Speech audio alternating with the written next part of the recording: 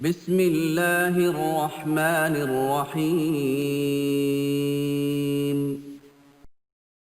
السلام علیکم ورحمۃ اللہ وبرکاتہ۔ ویورز، آپ کو آپ کے اپنے چینل ازمودہ وظیفہ میں خوش آمدید کہتے ہیں۔ اہلا و سہلا و مرحبا۔ اللہ تعالیٰ سے امید کرتے ہیں کہ آپ خیریت سے ہوں گے، جہاں رہیں خوش رہیں، سلامت رہیں، مسکراہٹیں بکھیرتے رہیں۔ آج ہم آپ کو بتائیں گے کہ یوم عرفہ کا روزہ، اس کی کیا فضیلت ہے۔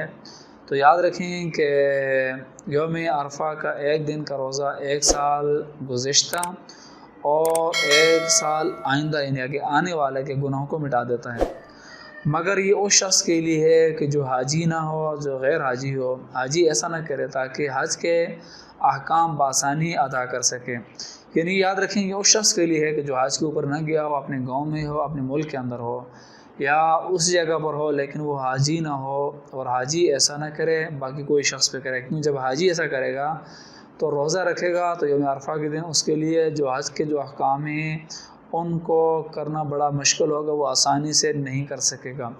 حاجی ان احکامات کو آسانی سے کرے تو یہی حج اس کے لیے بہتر ہے، یہ حج کا اس کے لیے یوم نجات کا، قیامت دن نجات کا ذریعہ بنے گا اور دنیا میں خوشحالی کا ذریعہ بنے گا۔